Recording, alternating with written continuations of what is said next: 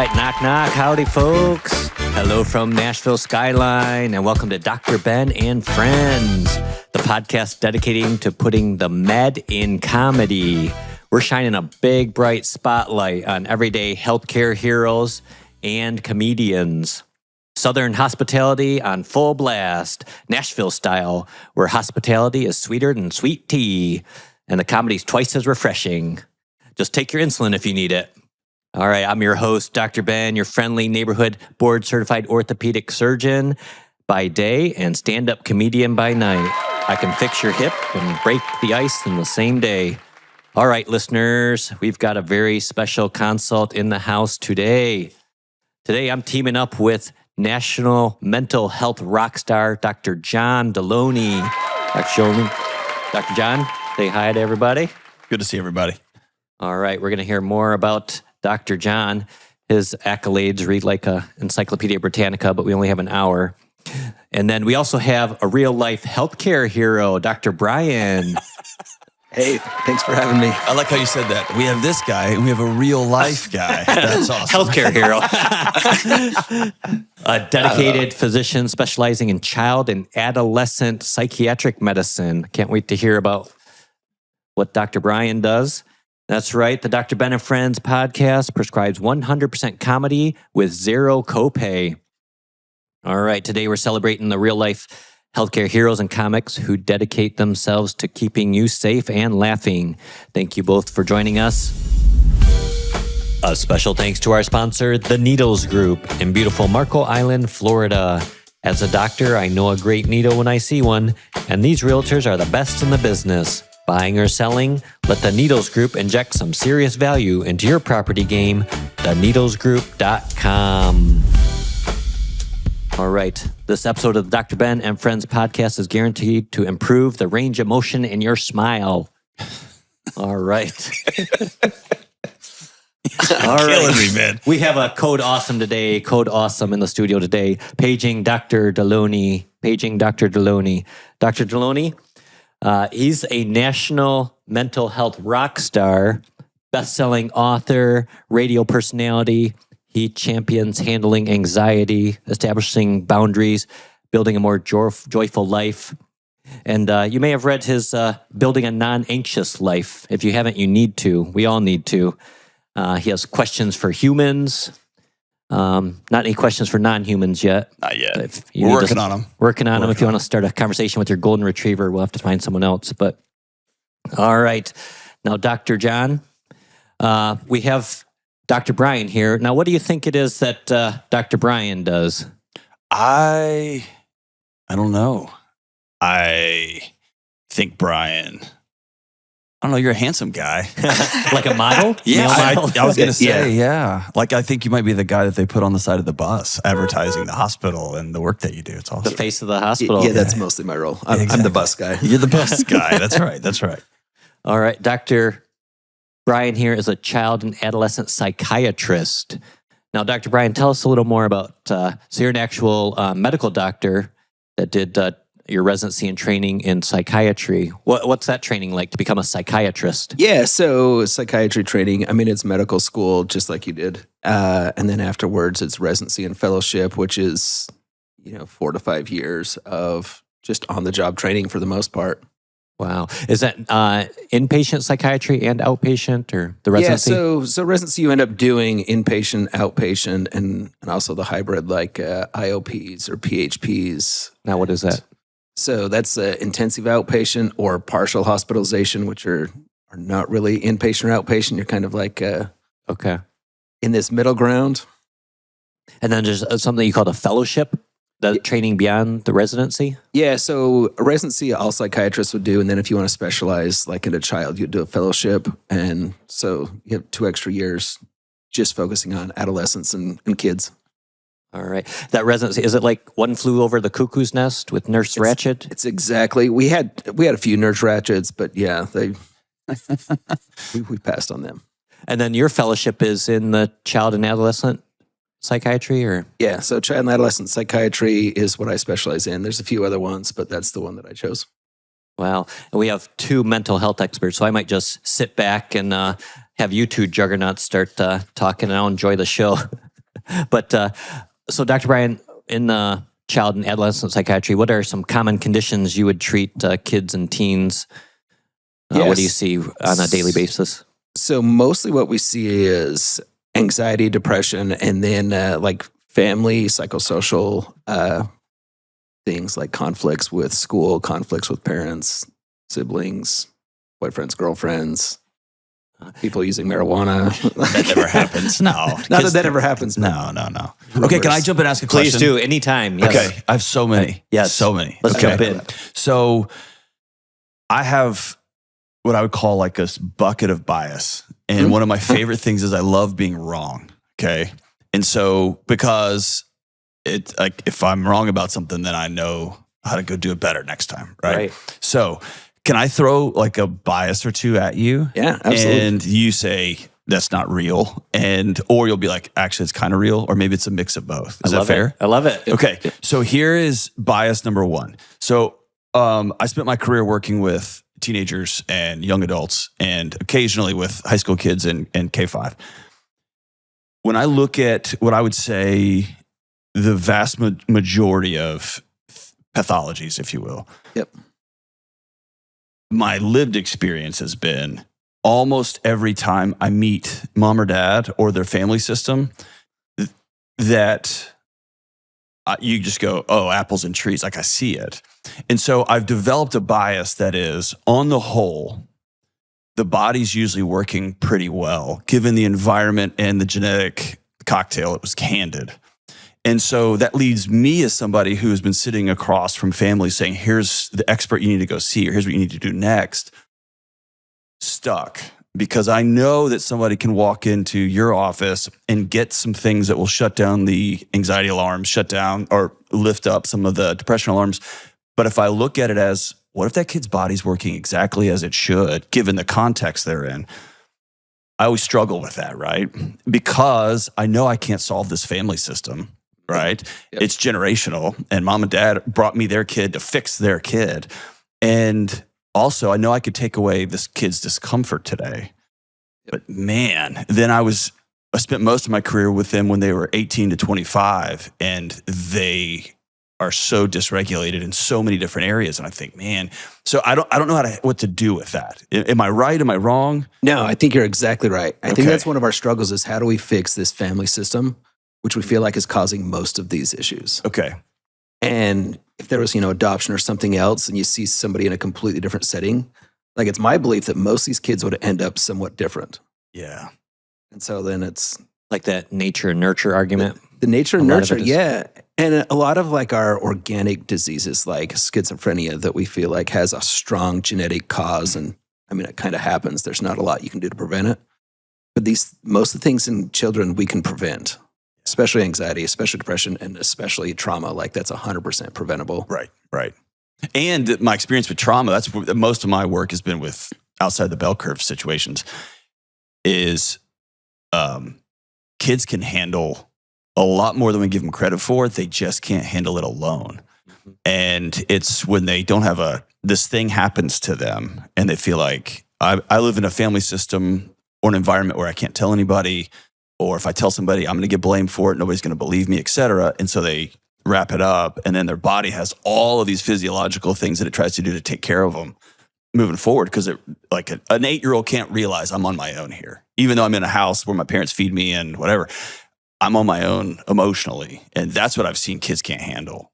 Yeah. Oh, 100%. Yeah. And once you're, 30, 40, I mean, you could deal with the trauma. Yeah. When you're 12, there's no way to process what's going on. And I need some regulated adults to anchor into. Yeah. Man. So how do we balance the ethics of that? Does that make sense? Yeah. I mean, the ethics is we rely on society to fix parents as much as possible. There's, DCS and other things that you can use somewhat. And like churches and other schools, some of these other things.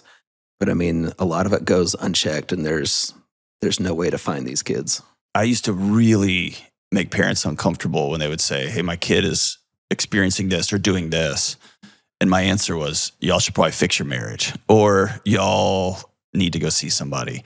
And that level of introspection was tough, right? They didn't like that answer. And I didn't know another way to be honest in that moment. But man, that made people uncomfortable. Yeah. That's causing a lot of undue truth, stress on the child. Yeah, the truth hurts sometimes, but I mean, if you feel like this is in the best interest of the child, you got to say it. Yeah. Okay, so can I throw one more bias before we move on? Of course, yeah. I got one more bucket I of love bias. this segment. Okay. So here's my other big one. So I remember sitting with one of my doctoral advisors and the guy who trained me on how to walk into crisis situations. And I'll never forget this. We were having dinner and I leaned across the table and I said, hey, and almost like secretive, like I don't want to let it out. And I said, ODD is not real, is it? Oppositional defiant disorder. And I said, it's not real, is it? And because I was having parent after parent who would hand their kid a tablet all day and had no boundaries or regulations. And then they would throw a fit in a grocery store and some I don't want to be disparaging. Somebody would say, oh, your kid has oppositional defiant disorder. And it made the parents actually feel better. Oh, my kid has a thing, right? Well, my supervisor leans forward and goes, it's 100% real. And I looked at him and then he said this, and you've never seen it. And I said, what do you mean? And he said, until you've been in a psych ward with 5 grown men trying to hold down a 7-year-old, and we can't. He said, and that led to a longer conversation, which is, and here's my bias, my bucket of bias. A document like the DSM was designed, the best I can tell, for 2 things. One, to help researchers in Rhode Island talk to researchers at the University of Washington to make sure we are researching apples to apples. And it was also used, I think, nefariously now, but so that physicians could prove or clinicians could prove to insurance companies that they're doing a thing. And it was never designed to be released to the wild, to the internet, to people who have no context for what they're looking at. And so if I have a kid who's hyper, I can Google and it will give me the symptom cluster and I can be like, oh, my kid has that thing. Or OCD is the one I like, until you've sat with a kid whose hands have no skin on them. And you're like, oh, that's what that is, versus I ruminate a lot. Or it's on a spectrum, right? Is that fair? Or am I crazy? Yeah, I think we're sharing the exact same biases. Okay, all right. And I'm probably a little rare in that I think the ODD is also extremely rare. I think a lot of these are... Like I maybe have never seen it. Okay, that's exactly what he told me. Like this is a reaction to kids' environments. And when they're fighting back against the parent, it's because this is what they've figured out gets them the best chance in life, not because they lack morals. Yeah. There's no like innate morals. Like we're just taught how to survive our environment. Gotcha. And if what you're being taught isn't work, your body will it'll go through if it doesn't work, we're going to try something else. Try something else. Even if that means burning the house down. Even if you're means burning going the to house see down, me and acknowledge fighting me. your teacher, yelling in class, whatever it takes. Man. So educate myself, an orthopedic surgeon, and the listener on oppositional defiant disorder, since it is real, but we may not have seen it. It's almost exactly what it sounds like. We've used this term to identify kids that are oppositional, usually to authority, like not listening in class or fighting the teacher or fighting the parents. And it's like, oh, well, there must be something wrong with this kid because kids aren't supposed to fight parents. And so now we call it oppositional defiant disorder. And I guess the meta thing is let's focus all of our energy on the one thing I can control in an office, which is this person's brain chemistry, because I can't control any of these others. What school they go to, their financial resources, their trauma history, their family dynamic. Their genetics. I can't control any of that. So let me see if I can control this. Yeah. Well, this is when we do studies and like it occurs a lot in adopted kids. Yeah. Well, why would it occur in adopted kids? The genetics aren't different. What's different is the home environment. Right. Yeah. And Dr. Bryant, what are your thoughts on that? The DSM, is that? Was it meant fully on? Yes, the DSM should not exist in the wild. Okay. I mean, I don't think that's going to be controversial among the psychiatrists. Everybody's going to be like, Yeah. I love it. All right. And for the listener, can you guys explain to the listener what the DSM is? It's basically the psychiatric Bible. It takes all of these things that a person experiences in their life, and it tries to bind them up via symptom cluster. And all that means is do you have this many thoughts or this much activity or this little activity or whatever? And then it binds it in a time constraint for more than this, like 3 months or 6 months. And then it labels it with a code. And that code is what your clinician sends to the insurance company. And they'll say, okay, we'll give you $100 for that hour, right? And back and forth, right? Is that about fair? Yeah. And it works good for research. Yeah. It doesn't work good to explain like our lives. Oh, yeah. When a kid comes in, it's like, this kid's oppositional defiant. This kid has major depression. Well, maybe this kid's school just isn't working out for him. Yeah. But that's not a billing code.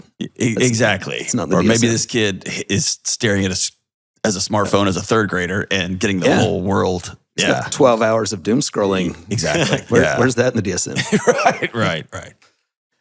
My question. I just made a new best friend, Ben. I love it. To both of you would be like, for the listener with the children, like what are some red flags that they would need to seek kind of professional help, or, they might, my kid's kind of being withdrawn or irritable or oppositional or defiant. At what point do I actually need to seek professional help? And how do I go about doing that? Maybe talk to the pediatrician first or primary care provider.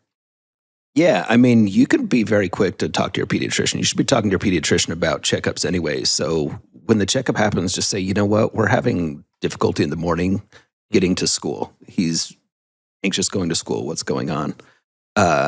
Or he seems to have trouble making friends, or he has been oppositional. What's going on? Why is he fighting back? And it should move from the pediatrician very quickly to a therapist or somebody else, because the pediatricians, I mean, their training is going to be in medications and referrals, and it should be very quick to that referral. I have a strange response to that. Can I run it by you? Please do. When a parent asks if I should refer my kid to a specialist, my answer always begins with, and please tell me if I'm wrong, you'd be like, don't ever say that again, is the child's behavior causing an adverse reaction in you?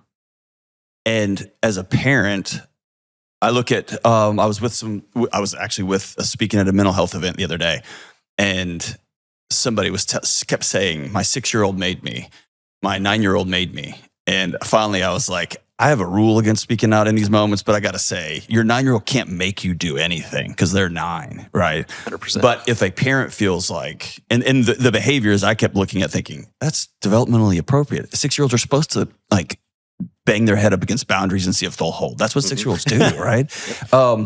But if you feel like I am about to react in a way that I don't want to, for me, that answer always puts the emotional weight on the parent, not on the kid, and the behavior weight on the parent, not on the kid. Let's see if you're not able to stay present and whole, let's go see somebody. Yeah, I don't know for if sure. that's a good answer or not. For sure. There's very few kids that the kid should go to see a therapist and the parents shouldn't. Like almost non-existent. Like, yes. Yeah. I love that. And there's parent-specific training. There's like parent behavior training. Yes, which I have actually gone to. Yeah. Yeah. Can I tell you what I want to happened? hear about your experience. So the thing that I didn't know how to deal with was I was an academic, I was a nerd, and then all of a sudden I quit that job and became a podcaster, right? I didn't have any social media. This is all new. My big dirty secret, this show takes off, right? And now I'm doing interviews, I'm doing all this stuff, and people are calling in saying, how can I be better in my marriage, and how can I deal with my own emotional health, and how can I be a better parent? And my dirty secret was my daughter was 4, 5, and 6 at the time. She would not hug me. She wouldn't. Wow. And I couldn't. And she would go rigid, and she would shove me, and she's a fireball, and she'd be like, get off me. And it broke my heart. And it was my wife. She was Dr. Delony way before me. She's way smarter than me. But she said, have you ever thought that she wants more than anything to hug you? And these behavioral outbursts she can't bridge that gap. And I said, what's so bad about me? Mm-hmm. And she said this. She said, oh, you have a nuclear reactor in the middle of your chest. And I was like, oh, this is my fault? And she was super soothing. She said, you're the best dad I've ever seen. But we all feel how hard you're trying. And I got mad. And I went down to a therapist in Nashville, and I call her my oracle. And I'm the worst to have as a client, right, for a therapist. But like a doctor being a patient. yeah. But after 6 months with her, for the first time in more than 45 years, I said some things out loud that happened to me when I was a kid that I'd never spoken of. Wow. And it was a healing that I didn't know I needed to have.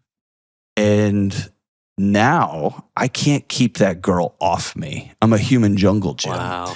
And we took her to physical therapy. We took her to all these different things. And I've got diagnostics and OCD and ADHD and all that. And so I thought, I've passed this along to her. The challenge at my house was me. And it was not even behavioral. It was what I was carrying. And that healed my family in a way that I never, as a tough, tattooed up Texan, never would have thought, right? That the work was me sitting down and dealing with some of this stuff that my body's still trying to solve 35 years later, right? It was wild. Wow. It's amazing how the kids can just perceive that. But they have to, right? They're just, at 6 years old, she's just a walking nervous system, right? She has to for her own protection. Yeah, like in a way it's amazing, but then in a way adaptive. It's adaptive. Like you'd expect this. Yeah. Wow. She's got to protect herself from the radiation from that guy. And I need that guy, which puts her in a really precarious position. Yeah. Could you tell the difference? I mean, like for me personally, like my heart rate variability went up, my REM sleep fell off it just, everything in my life, the biometrics all shifted and changed. And I didn't increase. In fact, I worked out less. I probably ate a little bit more junk food. But it was just my nervous system had been at war for 30 years and I didn't know it, right? I didn't know it. And so it was powerful. It was powerful. All through therapy? Is that cognitive behavioral therapy or? I call what she does sorcery. Okay. More than sorcery. Magic. Yeah, it wasn't just CBT. Yeah, she's a gangster. Yeah. Wow. It was probably more DBT and ACT than anything else, but she's really good. Wow. That's amazing. Yeah. So, all right. I guess a question for both of you too is that in the orthopedic surgery realm is pretty dichotomous, like a bone's broke, it needs to be fixed. I, look at a broken bone and I see a patient and say, you have a congenital titanium deficiency. I can fix that. You weren't born with enough stainless steel in you. I can fix that. And then, but for mental health, how do we go about in the toolbox with therapy and medications and so many tools at your disposal? How do you approach treatment? How do we find out who has a Prozac deficiency? Yeah. I mean, I think a lot of it is that's what makes a good physician or a good therapist is figuring out what is actually causing this. And kind of like we talked about earlier, there's not a whole lot of organic that your genetics are set up to cause this. And no matter what you did in life, this was going to happen. There's a few things, maybe schizophrenia, a few of these, but a lot of these are getting a history and figuring out where is the trauma or where is this social dysfunction that's causing this. And then, I'm curious as to, like the screen time you mentioned and physical activity and exercise. They published that exercise can be just as effective as antidepressants or therapy, especially mild to moderate depression. Yeah. So what kind of outside variables can we control and help with the kids as far as their mental health? Yeah, I mean, I think the biggest one right now is the social contacts and people moving to TikTok and doom scrolling, and you ask who their best friend is, and they're like, well, it's Jimmy357 on TikTok, and you're like, what happened to playing in the yards? Like, what happened to going to the baseball game? These kind of things. How much of like the depression study, and I've got a bunch of friends in what I call the beefcake space, what is that? The snap into a Slim Jim space, like you need to work it out for like those guys, and I love them. They're Macho awesome. Man Savage, and a lot of them are like really accomplished like nutrition researchers, and I mean talking nutrition is worse than talking religion these days, right? But I've always wondered when that study was released to the wild, things out of Australia, when it kind of became mainstream, you had the Snap into a Slim Jim, the workout, the fitness community being like, we told you so. And two things happened. One is all psychiatry's bunk, because it came out right when the SSRI study came out too, which was like, essentially it's not a serotonin deficiency. And so then that means the whole thing isn't true, despite the fact it was like 40% of people see a benefit. We don't know why. And so it was like, let's throw the baby out with the bathwater, like we love to do as a culture. Mm-hmm. But the question I had inside of that was, is it, so if I got hospitalized with you with MDD, with major depressive disorder, one of the time, like you get me to sleep and you get me some food, some nutrition, and then there'd be a treatment plan with the right medication, which I strongly support with major depressive disorder. But the treatment plan is based on, this is me saying it reductively, is little wins. I need you to stack some stuff on top of itself. And so I wondered, with the depression and the anxiety and the exercise, how much of that is truly physiological and how much of it is you start over time to trust yourself. You start to do a thing, and that in and of itself is, it teaches your body that you're capable. Does that make sense? Sense of accomplishment. And maybe I'm trying to parse it as maybe I'm being too nerdy about it, but I always wondered, like, if I can just get you to start doing a thing regularly, you just start to walk taller and you begin to trust the person you trust the least, which is yourself. Which may or may not be the thing.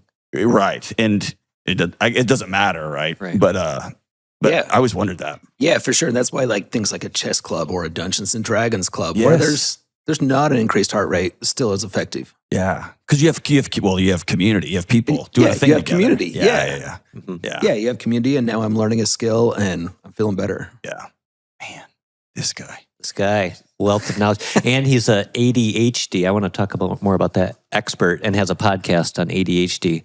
So let's. I don't know anything about that. So ADHD at all. Yeah, I've never had to look in the mirror on that one. That's good.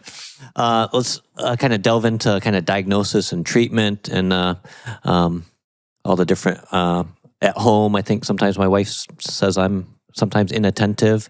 That she wishes she could change two things about me, my inattentiveness, and I don't remember the other one. Yeah. But she, earlier this week, she said, I heard her say, "Are you even listening to me?" And I thought to myself, that's a funny way to start a conversation. But ADHD, like, what is it? What kind of red flag should we be looking for in our kids? Maybe? I mean, ADHD kind of falls in the same line. Like, there is some genetics that we feel like exists, and we know that medications are effective. But even then, like in preschool kids, it's the parent behavior training is still first line. And I think it will always be. And I think we should start extending that beyond. If you can manage your ADHD with other things other than just medications, or together with medications, it's that much more effective. Mm-hmm. Yeah, ADHD is an interesting one because it's a hot topic right now, and it's starting to become more popular in the adult world, where 20 years ago it was like, you grow out of it, and now it's maybe not. But is it and again, there's a bell curve to this, is it a pathology? Because it's been, I would call it my source of, I don't know another word other than to call it my superpower. Yeah. And it's only become a superpower probably in the last 10 or 15 years because my wife made peace with, he's not picking that up because he doesn't love me. He doesn't see it. And so I can do one of two things. I can be his friend and just pick it up and get on with my life and know I married a good guy, or I can be really explicit with what I want. And if I'm explicit with what I want, that guy will go to the end of the moon for me. But it changed my context, it changed my environment. And now I'm free to focus on a thing like a laser for years. And I've got a ride or die partner with me. And she gives me very clear, here's how you can love me right now. And I can check a list off, right? Yeah. And we always use like this negative connotation to refer to anything, but maybe this is like a personality characteristic that has some benefits to it. Right.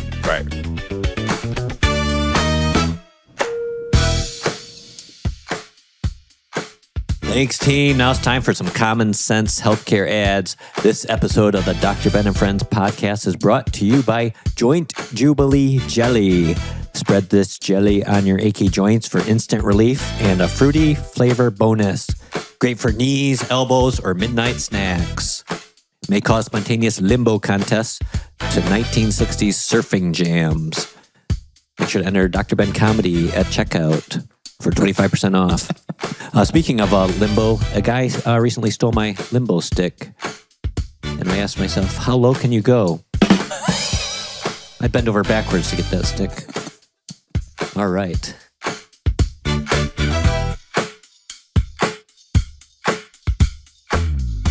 All right. For both of you, what role does technology, does it play? Where do you think technology is going? Is AI going to take mental health jobs, or I don't know if they're going to take comedy jobs. I have a hot take on it. Yeah, I want to hear both of your hot takes. My hot take on it is, if you are, and I noticed this, my PhD's in counseling, right? So the application of this. Let me say, so psychiatry, for those of you who don't know, psychiatry is the overlord, right? Y'all are the ones that went to med school, and then there's psychologists, and then there is, depending on what state you're in, a fight for who's next on the pecking order, which is like LMSW, like social workers or marriage family therapists or counselors. And depending on what state you're in is kind of the hierarchy there.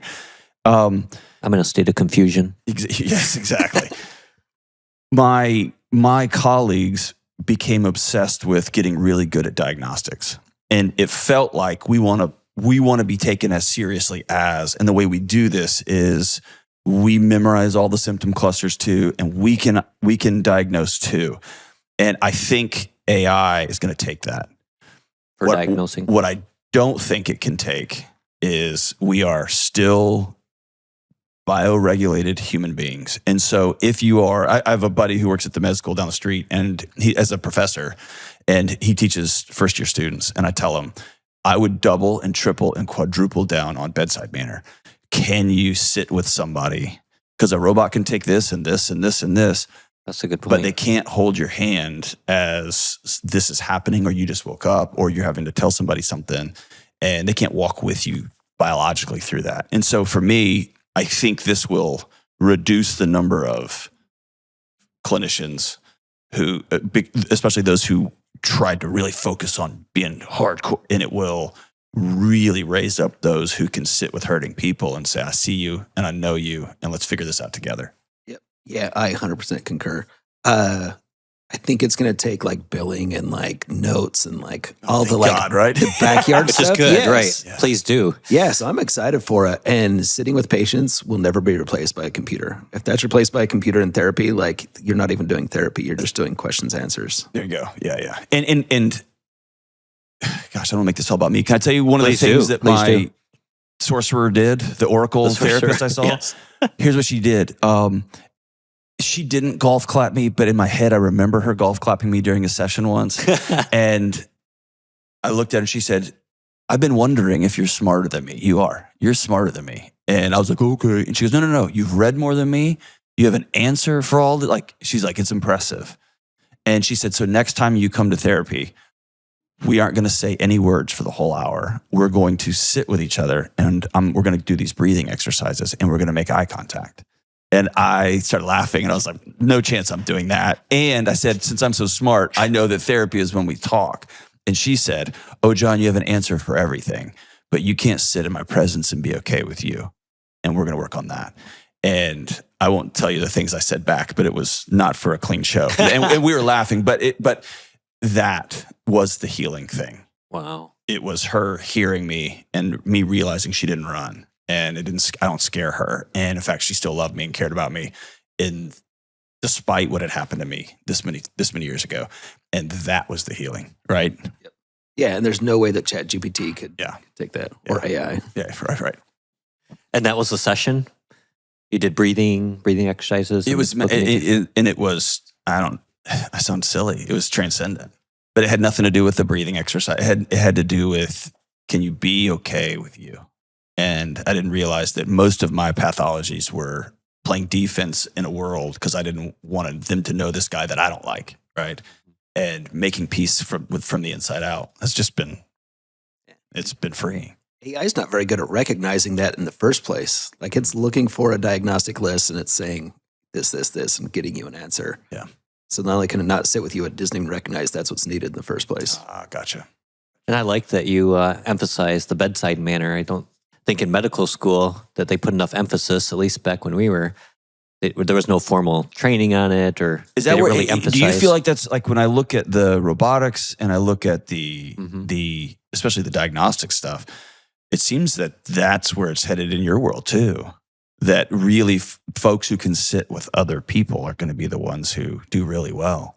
Right. And that's in surgery, that is just a tremendous help when you can kind of alleviate someone's this very stressful situation when you're about to undergo surgery, whether it's first time or not. And if you can kind of sit down, get to their level, touch them, reassure them, tell a joke, that really breaks the ice. Yeah. So, or telling a joke. I've had multiple surgeries. I've had a great surgeon tell jokes when I'm coming out, and that always just breaks the whole. It just takes the tension away. Yes, but there's a saying that patients don't care how much you know until they know how much you care. And like that. That's good. With like AI, you could have every sign and symptom and treatment memorized, but unless you can convey that you care about their outcome and their well-being, they don't really care how much you know. So they can go to AI for all that other. I've had this conversation with pastors even about, like, if you spent all of your time deconstructing the Hebrew of this particular scripture and this particular thing, that gig's up because the smartest theologian that has ever existed on the planet has just been built. Can you go to somebody's house whose husband's about to pass away? Can you sit with that couple who just found out somebody's been cheating on the other person? Like, can you go in that house when they have to refer their child to a psychiatric inpatient stay? Can you be a pastor in those moments, right? And I think it's all the helping professions have gotten punch drunk on the science of it all. And that's so important. But if you lead science first, I think that AI is going to take that from you. If you lead humanity first and you have a toolkit full of science stuff, it's going to be magic. Yep. Mm-hmm. This is kind of a non sequitur for Dr. Brian here, but when I was a medical student doing my psychiatric rotation, which I loved because they let me start the IVs and everything, but we did electroconvulsive therapy. And are we still doing that? That was a long time ago when I did my rotation. It is still being done. I mean, it's very specific circumstances. It's definitely not like a first line in anything, but it can definitely be a miracle treatment and it's not the Wild West like it used to be. No, it's very controlled. It's so precise. It's precise. It's scientific. The machines are like high tech. And it treats like major depressive disorder. Or? Yeah, it does treat major depressive disorder. Catatonia is actually the one that there's very few other treatments. You can have one like set of medications and if they don't work, it's ECT is the next line. And there's a lot of treatment resistant catatonia that requires ECT. Is catatonia like the way outside the bell curve? Is it on the same trend line as depression? A body that just says, I'm shutting this thing down. Mm-hmm. Okay. Yeah. So catatonia is another one that we really don't understand. Mm-hmm. Like we have this set of symptoms. It occurs a lot with depression. It occurs with other things. So for the listener and for the orthopedic surgeon, what is catatonia? What are those symptoms? So, catatonia, if you've ever seen like any of the old psychiatric movies, is kind of like a set of symptoms like rigidity or non-responsiveness. You ever see somebody who's stuck in one position and almost like comatose, but not really in a coma, not asleep? I mean, that's what catatonia looks like. It's like when you tell a joke on stage and you have a long setup and the punchline, you drop it and the audience, there's nothing. And that immediate feeling you get, catatonia. That's it. Yeah. It's just an extended state, right? We should have Dr. Brian at our next show for those for the audience that's catatonic. You can diagnose us. Just give him a microphone to be like, he's experiencing. Or hook up some electrodes to all the. You will laugh or be. He is slipping into shocked. Major depressive disorder right now. Yeah. All right, folks. Thank you for tuning into the Dr. Ben and Friends podcast. This grand old psyche episode is discharged. All right, with Dr. Ben and Friends from the heart of Nashville, we love celebrating healthcare heroes and professional comedians. Remember, we can be serious in surgery, but some of us can be seriously funny. If you loved today's episode celebrating comics and healthcare heroes, join the Dr. Ben and Friends team and hit that subscribe button. Your word of mouth is our best support. So tell a friend, your healthcare hero, your psychiatrist, your mental health expert. We'd love to hear from you and your friends. Drop your favorite joke or general questions at drbenandfriends.com. We can't wait to hear from you. All right. Today we had the very hilarious Dr. John Delony, mental health expert, dropping wisdom smoother than a perfect central line.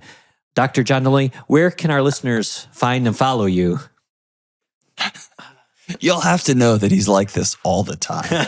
All the time. It's not even an act. It's so good. It comes from your soul. It's so good. Thank you, Dr. I'm on the internets.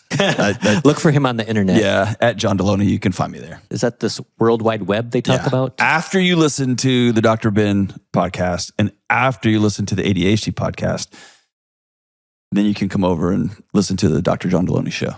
Yeah. I love it. I love it. We love that show. It reminds me a little of, remember the Dr. Laura Schlesinger show where people would call in and sometimes they just need that voice of reason. I know the right answer, but I got to hear Dr. John tell me. Well, I would bet give me some affirmation. 85% of the people who call the show know what I'm going to say. But we need to hear it. But it's less about what I'm saying and saying it with somebody. Yeah. Right. Yeah. Like, is vaping really bad for me, Dr. John? I need you to tell me. Dr. John said vaping's bad for me, so I better quit. All right. We had Dr. Brian, child and adolescent psychiatrist here. Thanks for being on the show. Anything you want to share with our listeners and maybe where we can find you or any advice? Yeah, I mean, just stay healthy. You can find me online on the Raising ADHD podcast. It's on any podcasts or Instagram.